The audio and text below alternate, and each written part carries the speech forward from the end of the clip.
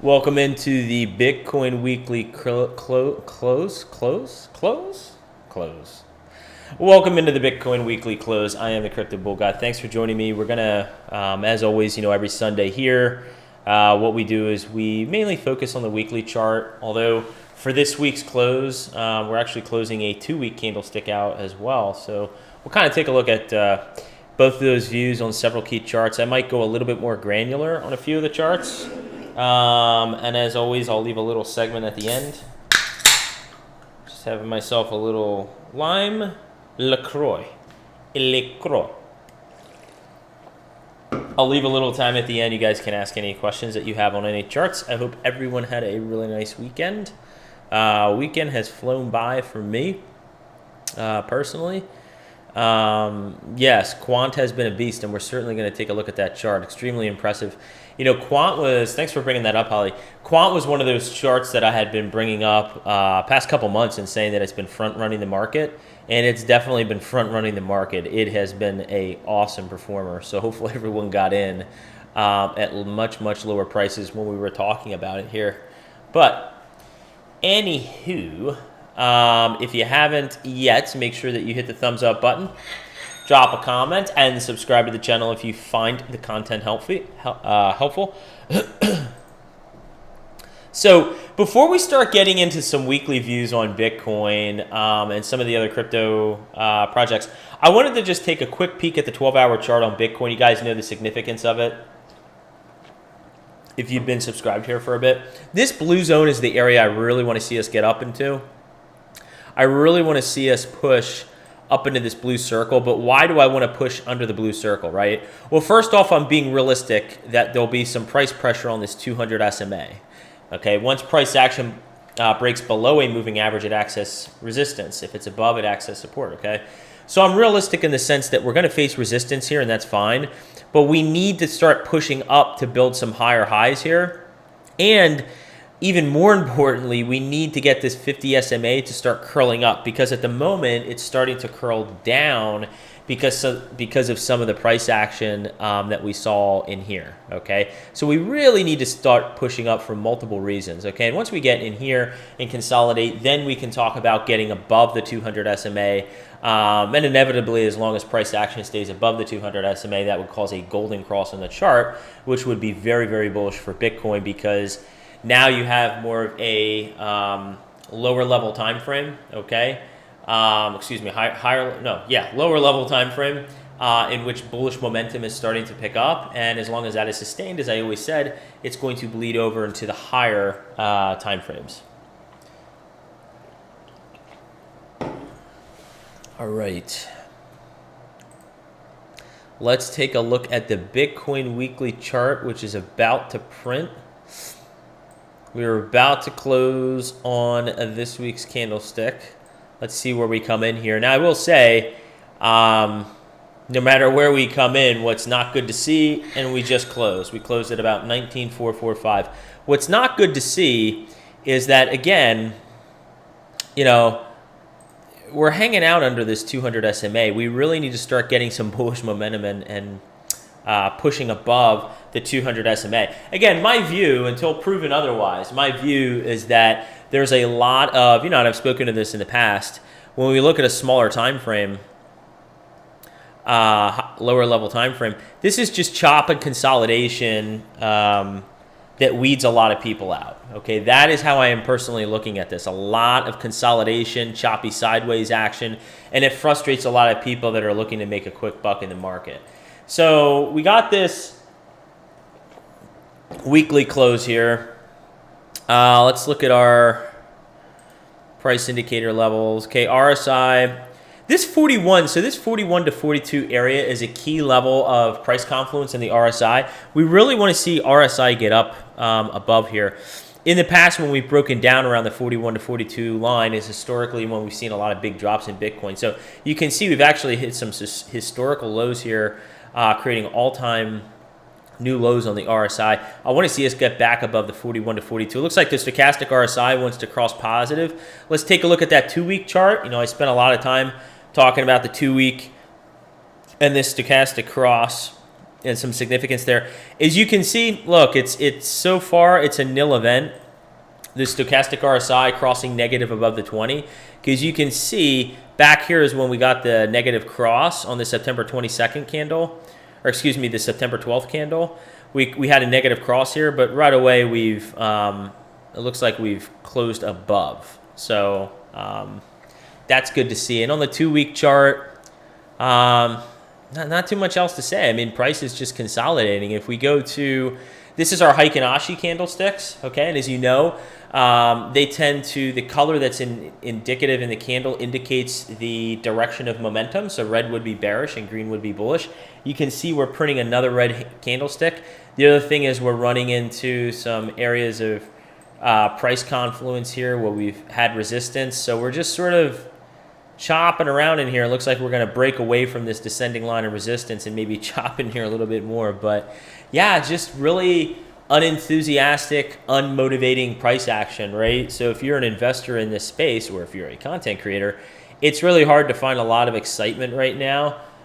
So it's important, you know, with your investments just to continue to remain very patient, and also making sure that you're staying true to whatever game plan you have set for yourself. Not too much else to see here on the Heikin Ashi. Ethereum, again, you know, a level I've spoken to here is around 1,200 to 1,300. We need to get a push above there. We're just, you know, we're just sort of hanging out in this zone here. I want to see us get back up here, and then ultimately in this area to take out some descending resistance that we've historically seen here. So nothing really crazy to report there. Let's look at the price indicators and see if we see anything. Yeah, we've negated some of this downward level of resistance, but we need, again, 42 is kind of a key area of price confluence on the indicator here for the RSI, so I'd like to see us get above 42. Right now, it looks like we are sitting at a 39.6. So that is Ethereum, and as you can see on the relativity chart, this is Ethereum BTC. Let's condense the price here. A new candlestick just printed on the 2-week. So as you can see here, and please pardon the downward lines of resistance here that you see with the black and gray lines. I drew those on a different time frame, so that's why they're going through the candle bodies.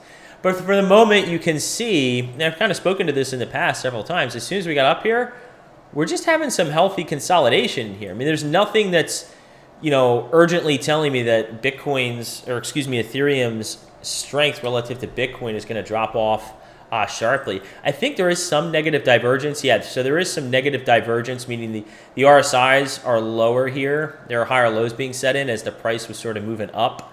So a little bit of weakness here on this chart that we'd like to see clear up. That kind of takes us into, I was going to jump to Bitcoin dominance, but guys, let's take a look at XRP, because this has had some strong price movements lately.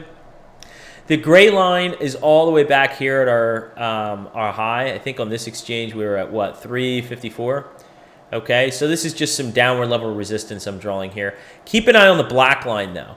Right now what we're starting to do, we have two key areas of red resistance here at about 57 cents and 77 cents. But look, we're starting to push up. We have all this price confluence here. So we're going to have to break this area to really push up towards 77 cents. I think it's realistic. Like if we take a realistic look at this chart, and let's look at the price indicators. So stochastic RSI has been high for a little bit. RSI is up 56, which is a good level. MACD has yet to go over 0, but it's crossed positive. I think it's realistic that XRP could potentially get up into this 57 to 77 cent area sometime within the next, like, I don't know, 2 weeks, 3 weeks, 4 weeks. But at some point, prices are going to get overheated, and it would be very healthy, even if we do push up here, to see sort of a back test of 57 to hold it as support and then continue moving up. So a lot of strength in XRP right now, and I would anticipate in the short term here for that to continue. I don't see any reason why it wouldn't. Actually, before we can flip into total. So this is the total cryptocurrency market cap, okay, guys? And we've looked at this chart plenty of times. You can sort of see we're in this falling wedge pattern here where it's a lot wider of a body up here, and then we start to get a little bit more narrow in here. So that is a potential pattern that's playing out. This is the 2-week, and the 2-week candle, new week candle just closed. Now, what's positive to see here, I'd rather stay on a higher time frame than flip down to the weekly. I'll tell you what is encouraging to see. What is encouraging to see is if we flip to the MACD here, it looks like it's trying to sort of level out here. The orange looks like it might has started to form a bottom, and we could sort of get that cross in the coming several candlesticks. So something to keep an eye on. The way you can get that cross to occur is if the price continues to sustain positive bullish momentum. Okay, it doesn't need to make large movements up, but seeing more of these green candlesticks in an upward trajectory would ensure that the MACD will flatten and eventually cross. And how strong of a cross you get would be dependent upon how strong the price action is. Now, for the time being, the stochastic RSI is still positive. Okay, we're above 20. The blue is above the orange, which is good to see. And our RSI is pretty low. It's sitting at around 39, which is relatively low. If we go to a smaller time frame, I'm curious if there's any positive divergences on the RSI or anything like that. Let's go. Oh. And by the way, guys, like I said, I have a few more charts to cover, but if you guys have any questions for me, please feel free. So, no, I don't. A little bit of a divergence here, I guess. You can see. Yeah, not really. That's a bit of a stretch, though. So, well, no, actually, it's not, because price is. Yeah, no, that's a bit of a stretch. Yeah, it's definitely a bit of a stretch. All right, so not much on the smaller time frames, but like I said, good news on the 2-week is that we appear to be in this falling wedge formation, and the MACD is beginning to the MACD here is beginning to flatten out, and the stochastic RSI still remains positive. Now, this is the chart I wanted to get into. So in Bitcoin dominance, very good to see that this candle here printed a gravestone doji, which is a typical trend reversal candlestick that is printed. So if this played out textbook, we would see downward momentum, push downward. How low? You know, that's anyone's educated guess. But that's what this candlestick would indicate. Again, I'm clearly on record with sharing you guys what my hypothesis is, or just, it's not even my hypothesis. Well, some of it partly is hypothesis, and part of it is me just reading the chart. So this is a bull pennant, or excuse me, a bear pennant. I've said the next time we come down into this region, which is between 40% and 39% essentially, the next time a candlestick entertains this area, we're going to break below it, and we're heading towards our all-time lows in Bitcoin dominance. Now, the reason that's so important to you guys is because significantly, we're not going to go back in time right now, but you know, when we've seen significant crosses down in general within the Bitcoin dominance, okay, and keep in mind, especially depending what time frame we're talking about, you get movements that occur in between there. But in general, when you see a swift downtick in the Bitcoin dominance, that is a sign that altcoins are running pretty hard. And it can also mean Bitcoin is running hard, but altcoins are running harder. I see a question coming in from Holly. We can definitely take a look at that. I haven't looked at that. I haven't looked at that ticker symbol in a while. I see ticker symbol, but all right. This is the dollar index. There are some negative divergences on the RSI on the lower time frame, which is what I was going for here to show you. But I think that the thing to focus on is this thing is, and I had a better chart, but this thing has been on a parabolic trajectory. So let's see here, weekly steps. Maybe this one's it. Nope, that's not it. I'm going to try one more chart, and if it's not the chart I'm thinking, we'll just stick with our original chart. Sound good? All right, all right. Yeah, maybe this one. That'll do it. So this is a weekly view. Yeah, this isn't the exact chart I was looking for, but close enough. So you can see here, kind of guys, I've spoken to this before, that the next logical area for the dollar to potentially top would be 117 to 121. Doesn't need to go there, but if the trend continues up. But I have some green steps initially filled out here. So I want to see us back test this 107 to 108 area. I want to eventually see that collapse and then get to the next area around 104 to 105. But for right now, you know, like I said, on the smaller time frames, we're seeing clues that steam and momentum is running out of the dollar index chart. Again, removing noise from everything going on in the world around us.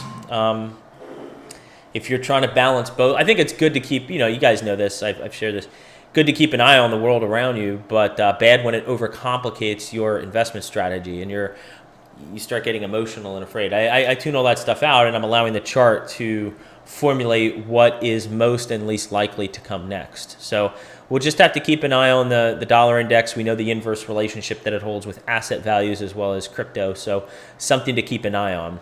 A few more charts, and then I'm going to get to questions here. So let's see. It looks like I just have 5 charts. So 5 charts, and then I'm going to get to questions, and we have at least one in. Update on the Holy Crypto Trinity. Not much to update here. Just tweeted out a chart. I tweeted out a chart the other day comparing One and Harmony and the similarity in market structure that I've spoken to in the past. You can see on a 2-week chart, not much to tell. Again, MACD's flattening out. Stochastic RSI is not even above 20 yet.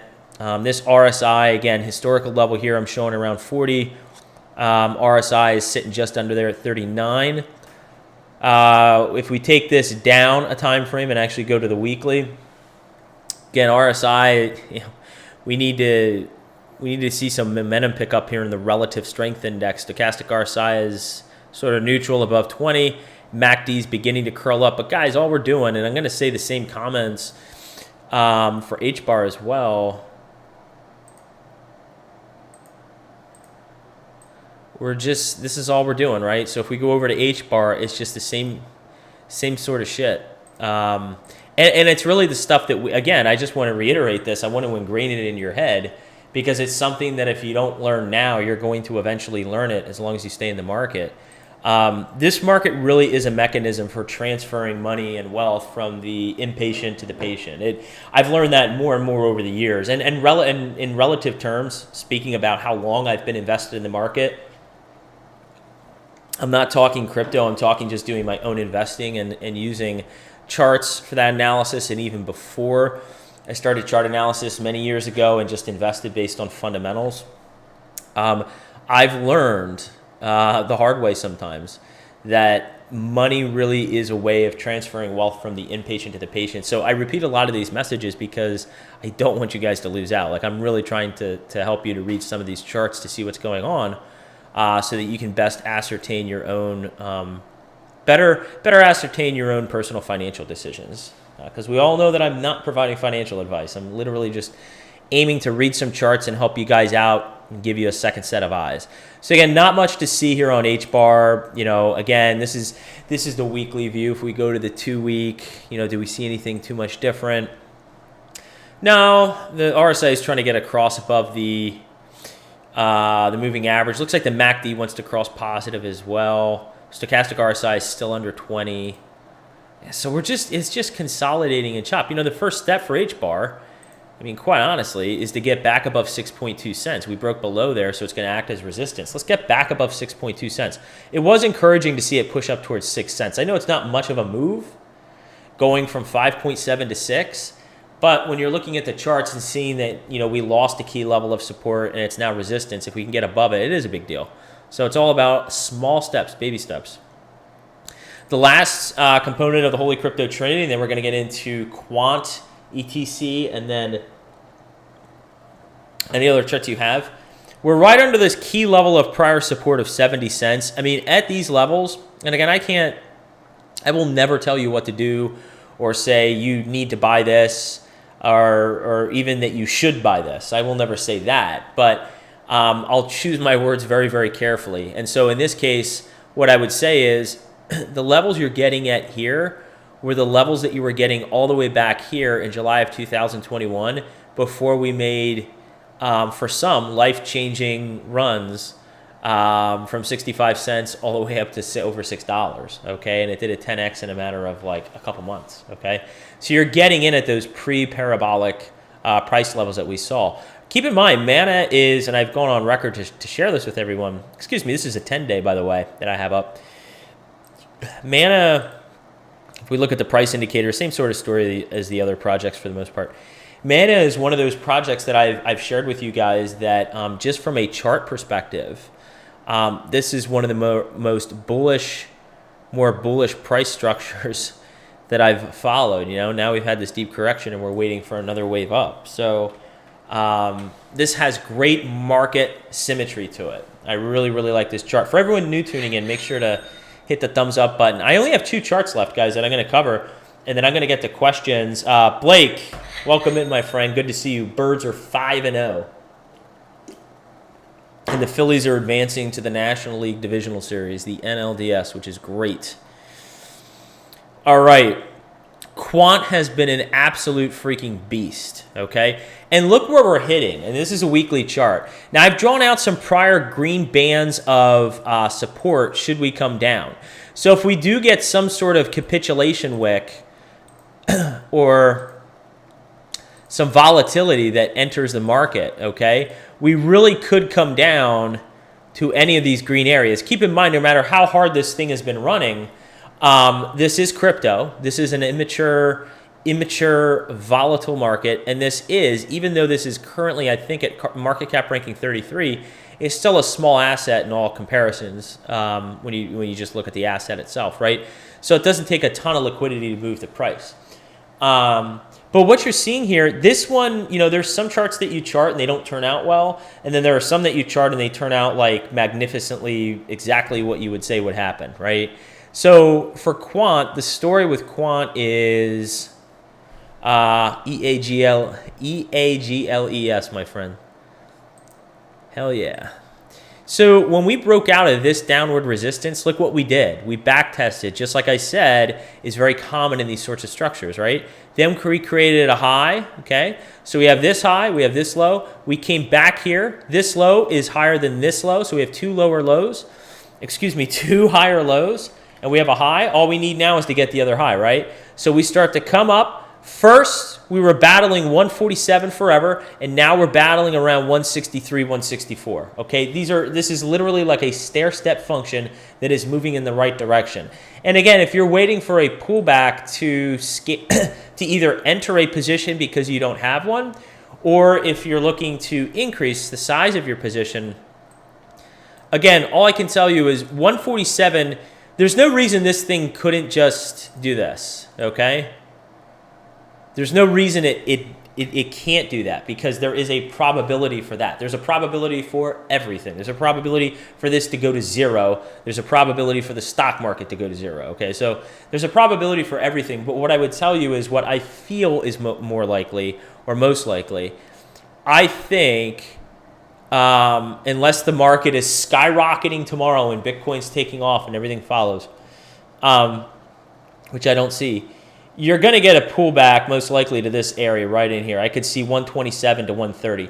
I think if you're holding out for this area down here around 115 to 110, I'm not saying it won't happen. It could quite possibly happen, but I would say the odds are lower than hitting even maybe down here at 124. So in the 130 to 124, 125 area would be my main area. Not to say I wouldn't have any buy limit orders in at the 115 to 110. I just think if we get some massive volatility spike in the broader market, it's not going to pull that back that low. That's just my opinion. Let's look at the price indicators. Okay, looking very healthy.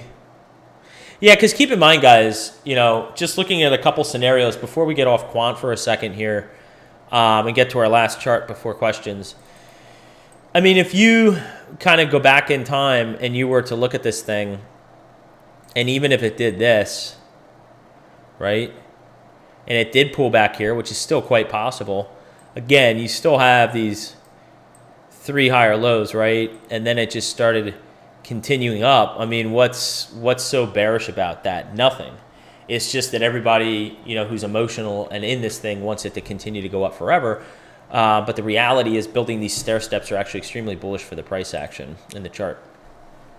So Ethereum Classic, I'm still a believer that you're going to get into this zone here between about 25.50 and 20.50, 25.50 to 20.50. You're pretty damn close as it is. We've pulled back to like basically almost 26.50. So you're getting there, and maybe it just grazes the top. Maybe we go fully in. But something I'm still looking for in Ethereum Classic.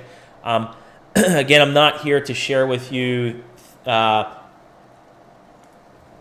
projects that you know, fundamentally I'm a huge believer or non-believer. I'm just providing chart setups here, okay? And this is a broadening wedge, okay? So I would suspect once we get our pullback here, once the pullback is done, excuse me, the next time we come up to this line, I would suspect it would break, okay? And then we'd start climbing and climbing. Ethereum Classic, when you compare it to a lot of the older coins that existed back here in 16 and 17, it is a much stronger performer, much stronger than a lot of the other coins, even like XRP. It's been a much stronger performer than XRP. It's been, you know, head and shoulders above Dash and Zcash, two older projects as well, and it's outperformed XLM as another example. So Digibyte, it's outperformed Digibyte. Just a lot of the older coins. So say what you will about the project, but from a investor performance perspective, this thing has done pretty well for itself. All right, so let me get to some questions here. We had one question come in from Holly. And again, guys, if you're new here, I'd appreciate the thumbs up. I would appreciate any comments that you guys have. Looks like I don't have an existing chart. Sorry, I think I meant to pull this up anyway. All right, so let's take a look at ticker symbol EGLD. EGLD.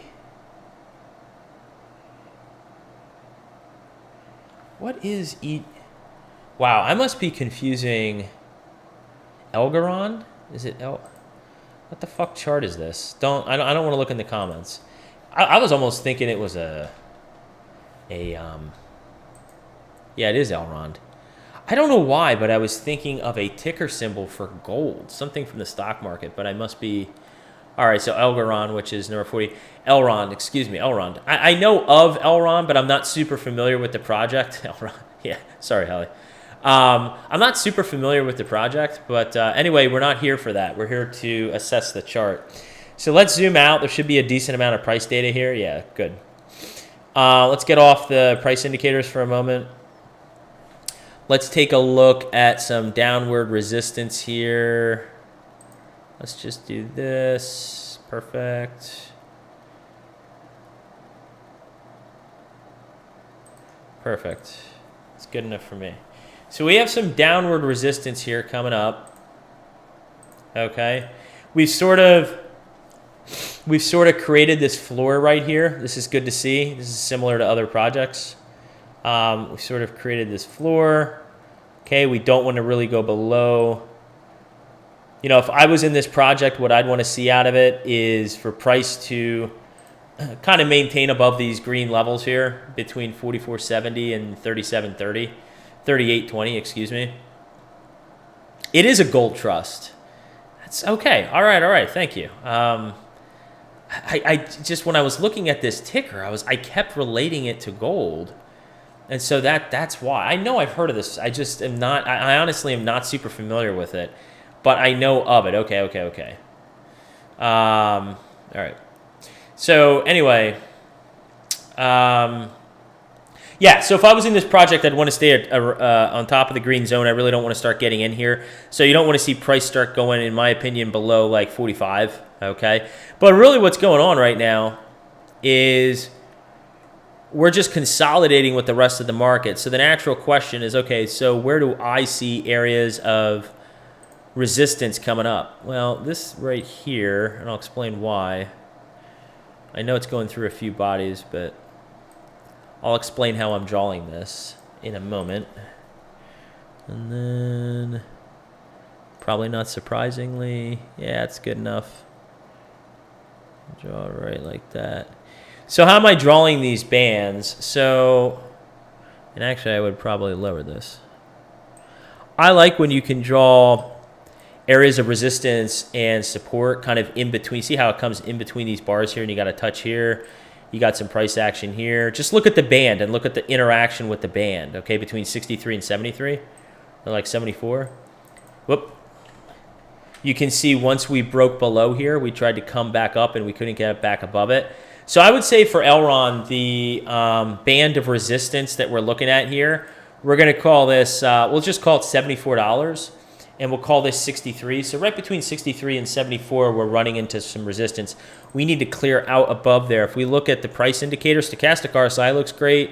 The MACD is good. It's curling positive, trying to get above 0. And the RSI is increasing in value, okay?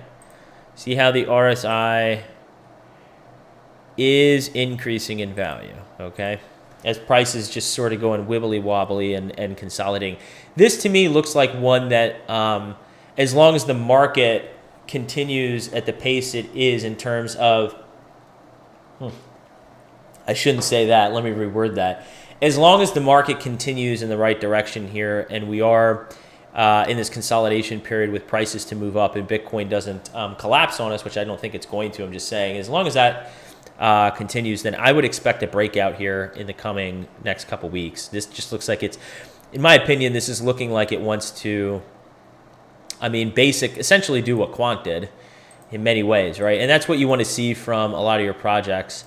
So, I'll push up, kind of break this area temporarily, and then maybe back test along this line here, and then continue moving up. Okay, so again, we just have to remain patient, but I like the setup here, Holly. Thank you for bringing up Elron. I appreciate it. Does anybody else have any questions? Sorry, Chris, I missed your earlier comment. I don't know what chart that was pertaining to. Anybody else have any questions for me? I think the Sunday night game tonight, I forget who it is. It might be Cincinnati and Baltimore. I'm not even sure. They've had some good games over the recent years. Anybody have any questions? All right, so I'm going to be doing the Bitcoin Crypto Happy Hour either on Wednesday. It will not be Tuesday like it was an off day this week. Have a pretty busy week this week, but kind of looking at the week ahead, thinking Wednesday or Thursday. So just make sure that you have notifications, that you're subscribed to the channel. Thank you, everyone, for the engagement. I hope everyone has a good start to the week, a great start to the week. And I will catch you all back here on Wednesday or Thursday. Much, much appreciated. Take care, guys. It is very boring, Holly. We will see. We'll see how the fourth quarter goes. I'm optimistic the fourth quarter is going to head in a positive direction. All right, everybody. Take care.